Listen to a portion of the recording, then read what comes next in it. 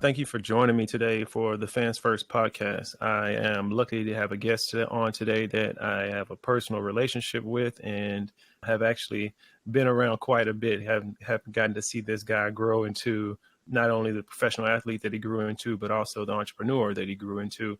And we're here today to talk a little bit about his story. Welcome my guest, Andrew Sendejo. What's up, Chad? Good to see you again. How you doing, buddy? Always good to see you. I'm doing great.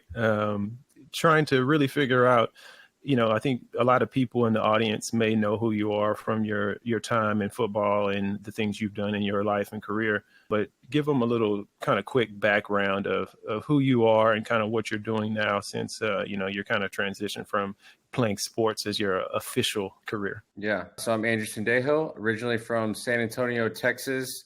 Went to Rice, which is where I found Chad. It was kind of like my older brother, kind of took me under his wing. Taught me the ropes of playing college football. Went on to play in the NFL for 12 years. 9 of those 12 years were in Minnesota, which is where most people remember my playing days. And then retired in 2022. And since then have launched Braintree Nutrition. It's a brain health supplement company focused on enhancing, preserving, and protecting brain health. Obviously, after years of prolonged head trauma, concussions, TBIs, all those things.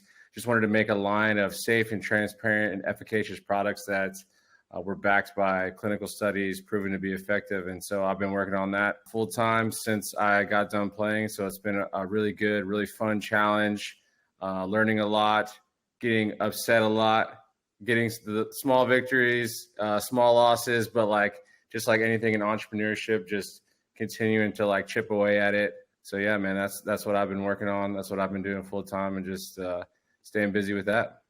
Nice. And you mentioned our playing days at Rice together. Yeah. I believe you were telling me you have a relationship with them as well now in terms of some of the products that you're actually providing for the players there as well. Is that correct? Yeah. So, with the new NIL landscape, we had the opportunity to help in a different format than we normally used to. And so we wanted to offer up a team-wide NIL deal to the Rice football team for one of our electrolyte products. It was super on brand for Rice football. And we, typically these NIL deals, they only go to the top guys, right? Like the quarterback or the receiver. And so there's a lot of guys that are either backups or waiting in the wings that, we wanted to share the love to everybody. So we gave a team-wide NIL deal. It was really cool, able to give back to the program in a different form. And it really, as a young company, it was kind of the only way we could. We were trying to figure out, how do we do this to where it's, it makes sense financially. Everyone kind of wins here. So looking to continue to grow Braintree to the point where we can eventually give every Rice athlete, not just football, paid NIL deals as soon as they step on campus. So that's another way that Braintree is just trying to stay involved with our alma mater. Obviously, we were founded by 3 Rice football alumni. So that's a place that's near and dear to our heart. So obviously always trying to show love to the boys. Yeah, no, I really appreciate that. And it's always a good when we can give back. I think I told you before, I mentor quite a few kids from Rice and young entrepreneurs and athletes. So anytime that I can give back to my alumni, I really appreciate it. So when we're talking about building out kind of NIL deals, is that kind of part of your strategy for building a community, or, what is your thought process when you're seeing value in creating NIL relationships? Yeah, I think it's part of the value is giving back to your alma mater. Another part of it is just being an athlete, being involved in athletics your whole life. That's kind of what you affiliate with and what and how useful some of these products can be to enhance your game, whether on a mental level or a physical level. And I think just part of our entire mantra as a company was to provide brain health products that are affordable and available to everybody. We also donate a portion of our proceeds to Alzheimer's research. So just trying to always give back. I think also just on a personal side, playing in the NFL requires a very high level of selfishness.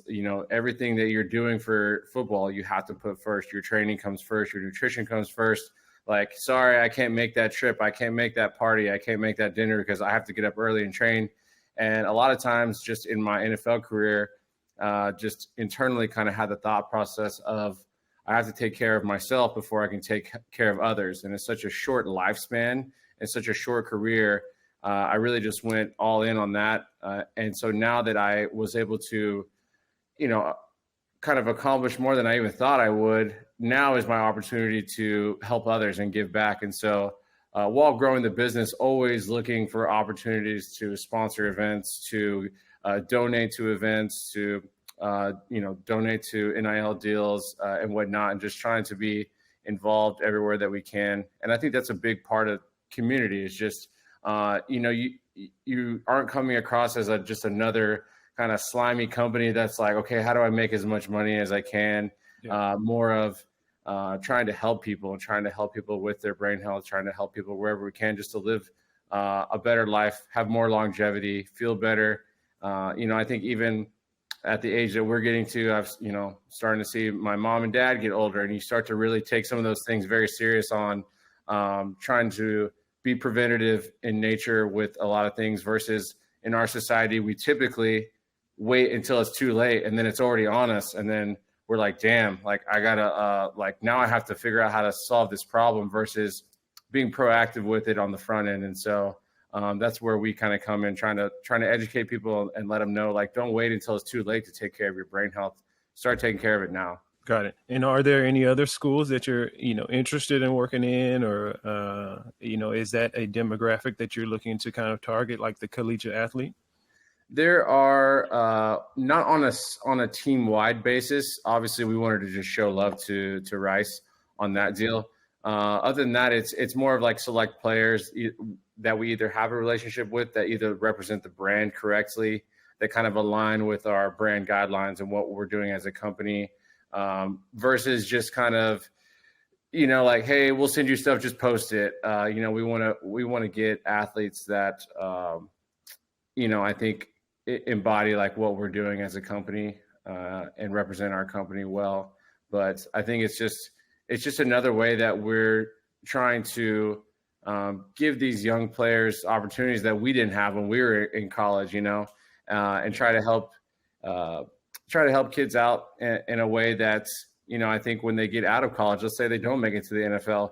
Well, maybe they've made enough money in the NIL landscape that they, have a year off that they can go explore different options, whether it's, in certain fields or entrepreneurship or whatever. So I just know that if it was me in that position, I would have loved those opportunities. So that's where we try to help out. Nice. And yeah, one of the reasons I asked is because that's actually one of my areas that I do business management for NIL athletes. So I wouldn't necessarily see myself as an agent, but I think there's another aspect to NIL deals at this point in collegiate athletes that you basically have the opportunity to start your professional career at 18 years old. And, it's quite daunting to go from, a high schooler to being a public figure, but essentially that's what the top NIL athletes are doing now. So I think there's a lot of opportunity for businesses to make the correct alliances with those types of athletes. And it looks like you're doing that through Rice and then trying to target those people as well, kind of additionally outside of Rice. And I think any business should be doing that if you want to have a successful affiliate network that you're trying to create, basically. Yeah, I think it's just another way. Like most of my contacts are just through the NFL, guys that I played with for a long time, or at the end of my career, they just started playing. So, they're younger players and they kind of either looked up to you as a leader or captain. And so, whenever you reach out back to them of like, hey, we want to do work out some type of partnership with you, they're always willing to listen. And so, that's our wheelhouse. We're football players. And so we've started to broaden those to MLS, UFC, race car, pickleball, all these different types of athletes. But even just outside of athletes, we supply to different tech companies here in Austin, just due to the cognitive demands that they have. So we work with some of these companies here in town, and just really trying to build up our community, even just locally here in Austin as well. Nice. And I was going to kind of ask about that, kind of shifting the conversation to the kind of overall community or the true fans of your products themselves. You know, brain health is obviously a growing space, and I think mental health and wellness, fitness, everything is kind of a more prevalent space in it than it ever has been, especially with kind of COVID sending everyone home and having to kind of deal with fitness routines and healthy lifestyles. How are you trying to build those connections for your community outside of sports and athletics and the things that, you know, are already, let's say, natural to you? Yeah, I would say there's still our community based is still around athletics in a sense, but whether it's being actual sponsors at local gyms or local pickleball clubs and things like that, and actually, not just going there and just slapping our logo on it and then just being like, here's your check, here's our logo, like, see ya, like, make sure you post about it. It's like being involved, talking to people, asking them, do you have problems with memory focus? Like, what are you taking? Like almost in a way, like being their like pseudo doctor, like on the ground, like versus them making appointments with a doctor. We know this space really well as far as ingredients that are backed by human clinical studies to help improve a lot of the areas that people deal with every day, dealing with brain fog, dealing with stress, dealing with sleep. There's a whole mess of issues with in the health world in our society, just due to the a lot of like nutrition and just various factors, obviously. So I think for us, it's just continuing to give people quality products, give them the availability of quality products that we know based on the science will work and will help them and improve a lot of these areas.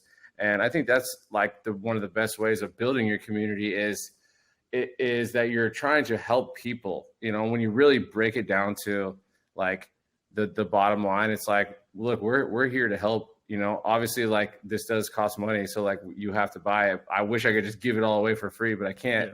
Yeah. But I think that's one of the biggest parts of community is just like everyone's kind of bringing their, what do they bring to the table? We're bringing, brain health to the table. Yeah, and I like that you mentioned really trying to bring value to, the people that are purchasing the product as well. Before I switched over to my executive coaching and consulting career, I was managing and I founded Kettlebell Kings. We would super target on everything we could do outside the product. So that would be, we know that the product is good. We've obviously spent years trying to make sure that the product is the top of the market type of product. And at this point, what other value can we bring? And that used to be kind of a center conversation that we'd have with each individual vendor. So, some vendors may want more social cross promotions, and other vendors may need coupons and discounts for their actual audiences. You never really know what those vendors are. And I think taking that approach that you referred to is really being more than just the product and just the marketing material, and actually being an individual that wants to help their customers, wants to help the business, has always worked really well for me. Whenever you're thinking about approaching, let's say, new individuals to try to bring them into your community, is that kind of a pre-targeted list that you're going after, or how do you even go about identifying who would be a good person to bring into your community? It's a great question. I think it's a lot of like people that are just, we notice that they are within our demographic. We're not trying to convince people who don't care about this to care about this. You can't make, the horse drink the water. And so trying to find these people that are into this, are into brain health, are into health and wellness, longevity, biohacking, whatever it is. And, kind of pulling back the curtains a little bit and like, yeah, what do you take? Like, are you taking this? Are you taking that? And then once we see that there's a lot of people kind of getting ripped off and buying products like way overpriced and not using efficacious formulas or ingredients that are backed by the science, that's where we're like, hey, like, we're not necessarily trying to like cherry pick everything, but we have a better option for you, and we're local, we're here. And so I think that's a big way that we find people is, just as we're involved in different events and different community-based kind of local here in Austin based, clubs and different membership locations and pickleball clubs and whatever the gym is, whatever. It's just like talking to people, you know. I think that's one of the biggest things is I'll go into some of these places and everyone's just like in their headphones and on their phone and all this stuff, which, you know, I get the headphone thing while you're working out, but like nobody will ever like kind of like talk to each other or whatever. And I think that's a big part of something that I try to work on is just like, you know, chatting people up and just like meeting new people. Like you'll never grow your network if you just always kind of stay in your little bubble and stay in your lane. You know, I realize you go to these places to do specific things, but we like these kind of community-based, engaging activities for us. You know, we'll actually be at one later today at Nate Boyer's Merging Vets and Players event over at the F45. So things like that, local, a great foundation, great mission, and going there and just hanging out with people, talking to them, giving free product, educating them on the product, things like that. And then you're building people that are like-minded with you into your community. And now they know like, dude, this CEO and this founder will literally like, who played in the NFL for 12 years, like will come out here and like stand at the table and sell his own product versus there's a lot of guys in that position that probably would say like, oh, I'm too cool for that. Like, I don't want to do that dirty work and all that. But at Braintree, we're not like that. Yeah, and it sounds like you're saying there's somewhat of a lifestyle to the brand and the community as well. And, you know, it's more than just the product itself. It's kind of a way of being, you know, a way of treating each other and a way of bringing value to communities in general. When you mentioned kind of being located in Austin, do you think that, you know, as a professional athlete, you've gotten to travel and see quite a few different cities in your career, you know, play and do business in basically the biggest cities in the world. What makes Austin a destination for you? And, you know, why Austin over New York or some of the other major cities that you've had the opportunity to visit? Well, you put me at, I think you put us at like a 45-minute time cap. So I'll try to keep this short. I could go on forever about why this place is great. Obviously I'm a Texas boy through and through. My rookie year, I played in Dallas. We obviously went to Houston, went to Rice in Houston, from San Antonio. So I kind of checked off all these different big, you know, cities in Texas. Played most of my career in Minnesota. Went to a couple other different places. A lot of times during the season, you don't really get to evaluate the city because you're just so busy. And I was in all the cold places. So when the season was over, I got the hell out of there and came back to Texas. But I think Austin was just the best mix of the mentality here wasn't always, well, what do you do for work? Like how they weren't always trying to assess your level of income or like what you can do for them. It was more of, are you a good person? Are you fun to be around? Do I like you? And then would get to, oh, so like, what do you do here in Austin?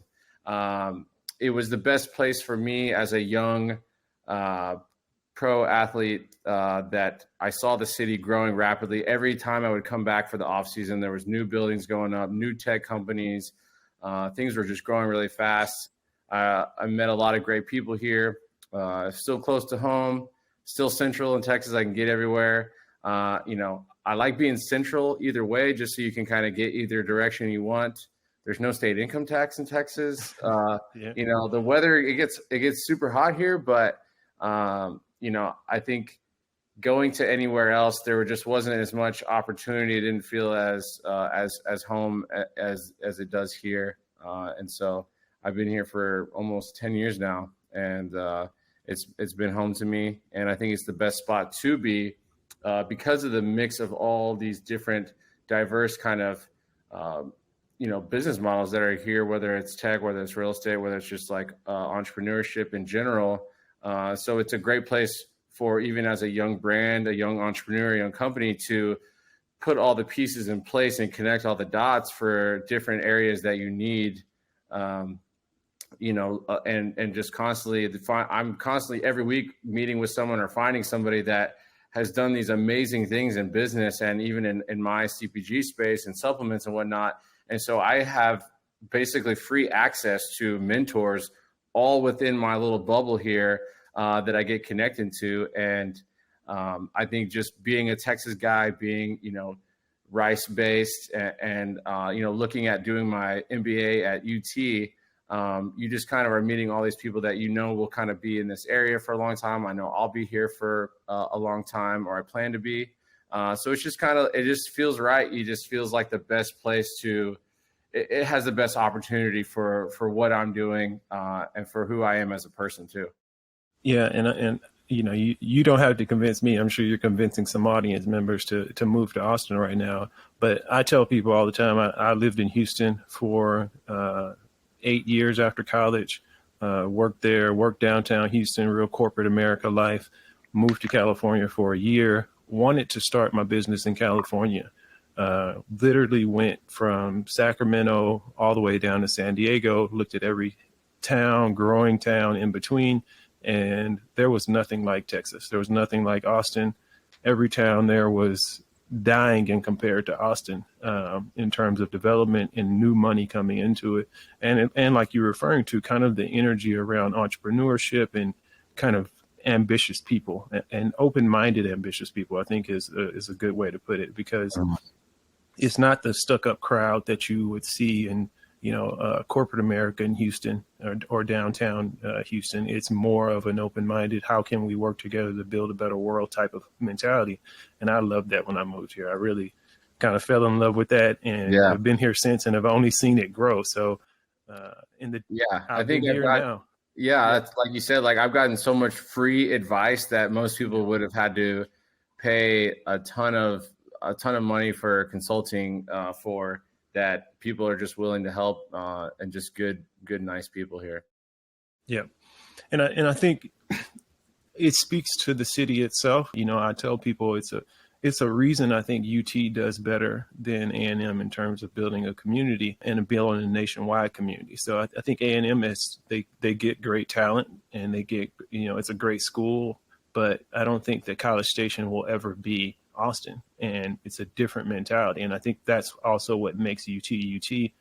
I found myself jokingly, if you don't know, Rice played UT consecutively when Andrew and I were there, and it was one of our biggest rivals, or at least a state rival.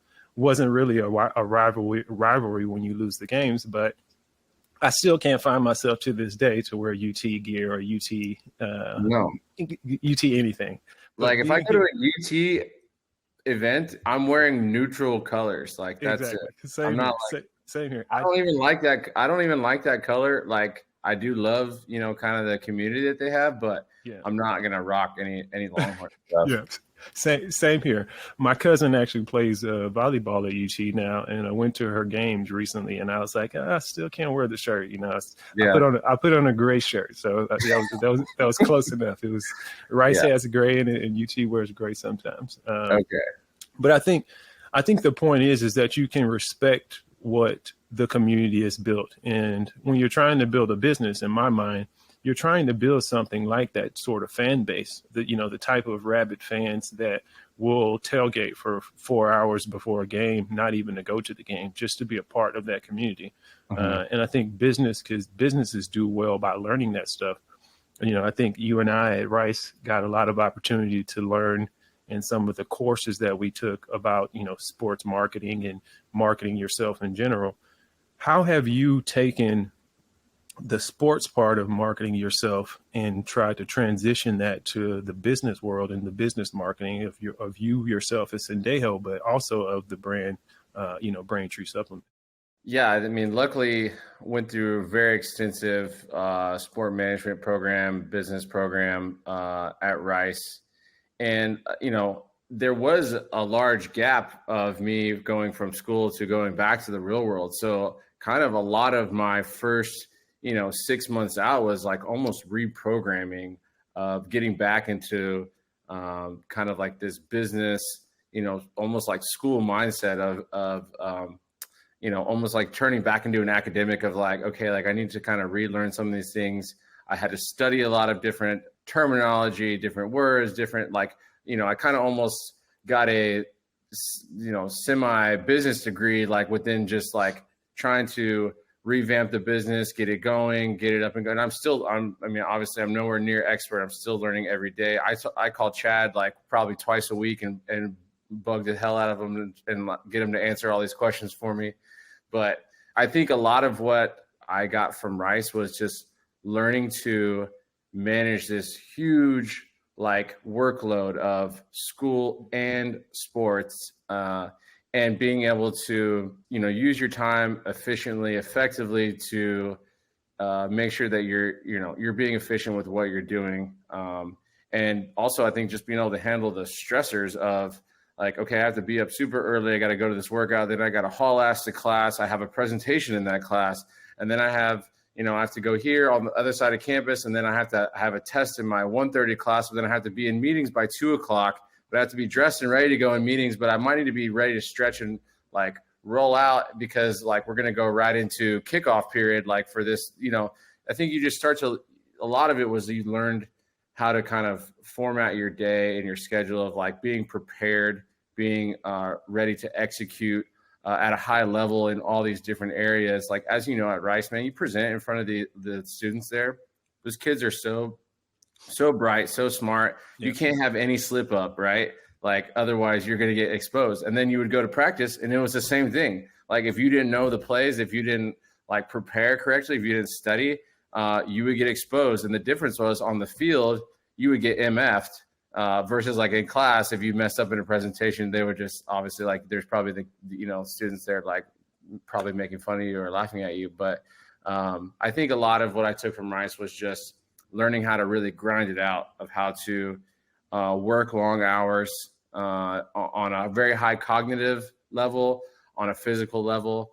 And that was a lot of that helped me into the NFL too, of just knowing how to study, knowing what it actually means to study, like to actually study, versus a lot of guys that I played with maybe went to schools that they didn't really have to do that. So I would say that's probably like one of the biggest takeaways from Rice. Obviously you implement a lot of like the actual, material you learned in class, on best practices for certain areas. But to me, it's more of like the mentality that it gives you when you get out of there. Yeah. And I think I talk about that quite a bit in my book, and I'm actually going to expand on that idea in my upcoming book a lot more, where it's almost like when you get to the business world, it's not the same as practice, but because you've been through so many tough things, it's like it's just another tough practice. So even a bad day is just a bad practice, and tomorrow you're going to have to come out and have another practice, and you try to make that a little bit better. And so the sports analogy to me really helps me in the business world, where every single rep you're not going to win. You're going to get beat sometimes. If I'm talking playing defense, sometimes in practice you're going to have a whole day where they just keep catching it on you. You keep missing tackles. And are you still going to get up that next day and apply the same level of ambition and effort to whatever that mission is? And I think that's what separates a lot of business owners and entrepreneurs. And confidence. Like, those things can start to hurt your confidence, where you start to almost doubt yourself. Like, man, and I even felt that a little bit going into the NFL, early on. I was like, dude, I do not belong out here. Like, these guys are freaks, but I think that's it, like you said, the same business, you're, kind of just, on an overview, you're like, man, like sales aren't doing as well. Like, what's going on? Like, are you going to like fold and kind of, kind of cower and be like, oh, like maybe this isn't working, or like maybe we like, or are you just going to like stick to the plan that that works, just like in sports, like just stay on the path, keep your head down, keep grinding it out. I mean, if entrepreneurship was easy, everyone would do it. If pro sports were easy, everyone would do it, but they're not. And that's why there's only a select few that will do it or have the opportunity to do it. So definitely a lot of parallels. I think, sports obviously has made me who I am as a person. Business has changed a little bit of that as well, in a different way. So both definitely really two important inputs that have gone into my life that have kind of shaped my mentality on a lot of different things. Nice. You mentioned two key things for me, and this will probably be my last question. We're coming up on kind of the end of our time here, and I want to let you get back to taking over the world as usual. But you mentioned two key things that I hear a lot of entrepreneurs say. And one is they're lifelong learners. So, you look at learning as something that doesn't stop. So, you kind of mentioned after you graduated, you had to spend 6 months recalibrating yourself or, Chad, crash coursing. I had to go through a typing class. I hadn't even used a laptop Exactly. in Yeah. 12 years. I didn't even use a laptop Yeah. in 12 years. I was like, I can't Yeah. even type right now. Like I literally would Yeah. sit there and go on typing like apps and work on that. And I think that is, kudos to you for having the self-awareness not to be above that kind of stuff. And I think that separates a lot of entrepreneurs from other entrepreneurs. It's not that I'm a genius in every single aspect of the business. It's that I don't give up on things. I know there are things that I'm great at. There are things that I'm probably not as good at, but I'll improve on those things the same way I would in the weight room, or the same way I would, in my skill set and my position, whatever that may be. So that was one of the things that I noticed you mentioned. And then also the seeking of mentors and the seeking of, advice from other people. One of the key kind of points that I always see entrepreneurs mention, especially successful entrepreneurs, is they're looking for knowledge from other people. This idea that every single piece of knowledge needs to come from your brain, like, you wake up in the middle of the night and have some light bulb idea, like that's not a realistic way to approach the world. And there are people out there who have been through what you've been through. There are people out there that can literally see the world through different lenses than you can, that can help you get to where you need to go if you're at least open to absorbing that type of information. So I think it's part of an entrepreneur to try to seek out and find people that can provide those gaps in your knowledge and actually help you get to where you need to go faster. Yeah, it's literally just like sports. Like here we are again back at sports, but when you're a rookie or you're a freshman, like when I'm a freshman, I'm like, Chad, like how does this work? Whatever. Like it's the same. You're always seeking the advice of someone who's been through it already. And so I think that also has helped because through, in the NFL, through college, whatever, like you always had to kind of put your pride aside and acknowledge the fact that like, I don't know everything right now. So you'd have to kind of be vulnerable and like go to one of the older vets and say like, hey, like, why, like, what are you watching? Like when this run play happens, like, were you looking here? Were you looking there? So you learn to ask good questions. You learn to not be afraid to ask questions and kind of open yourself up. And then that same mentality just applies to what we do now as far as like finding a vet. And I'm like, okay, like, how did you format this? What was your methodology on that? Like, how did y'all go about handling this or whatever it is? And you just, you've learned to ask questions. You've learned to ask good quality questions and like not be scared to ask questions, even if it makes you look dumb. And I think a lot of it's just kind of putting your pride to the side and not really caring like what they think of you. Like they know that you're not as experienced as they are. So, and a lot of people like that love to help. And I think even when I was a veteran playing in the NFL, a young kid would ask me, like, I was like, man, I literally remember these days where I was going to the old guy. I was like, dude, how do you watch film? Like, what do you actually watch? Things like that. So it all comes full circle. And like the people that have helped me now, when I hopefully become older one day and I have some young kid that's like, hungry and ambitious to like get his business going, like I will, do my part to bring it all full circle. So that's a big part of what I believe in, is just, getting help, receiving help, and then giving it back. Yeah. And I mean, I really appreciate all the knowledge you have been dropping today for sure. It's very helpful, I think, for people to hear what type of mindset you have to have or what type of mindset you try to adopt to get through entrepreneurship challenges.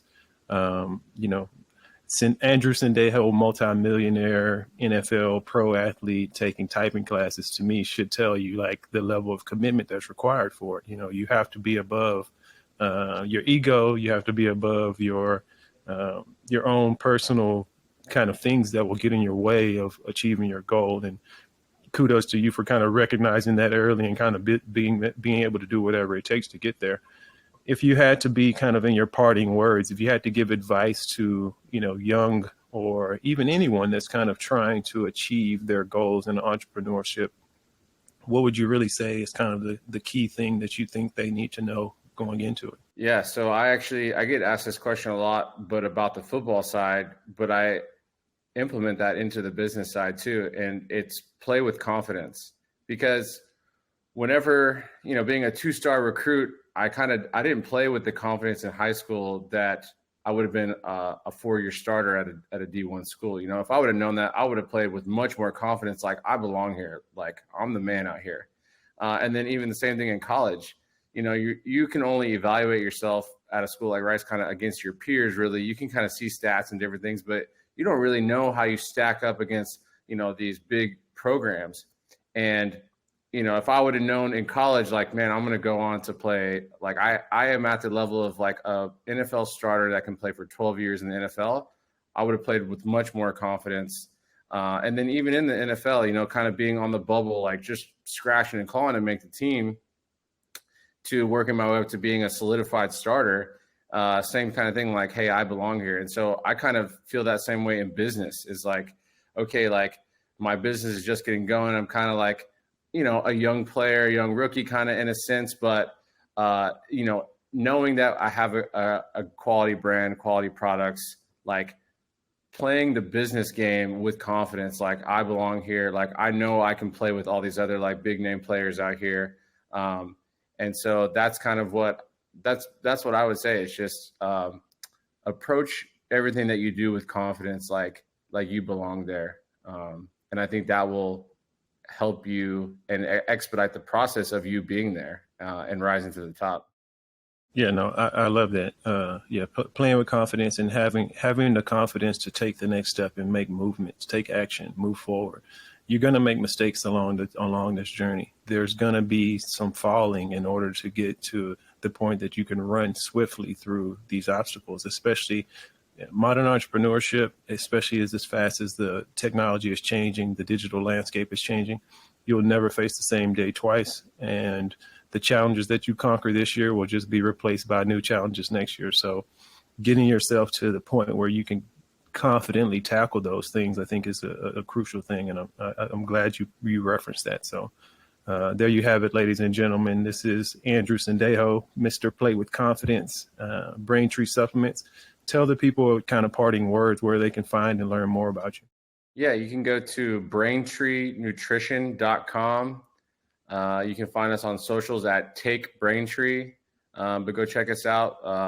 We do have a sign up, get 35% off if you want to try it. We're made in an NSF, CGMP, FDA registered facility, so upholds the highest quality and potency for dietary supplements. Free shipping, and we have money back guarantee. That's how confident we are in our products, because like I said, we base them all off the science, so we know they work. But if you don't like it, obviously we have a money back guarantee. But yeah, you can go to BraintreenNutrition.com. Well, there you have it.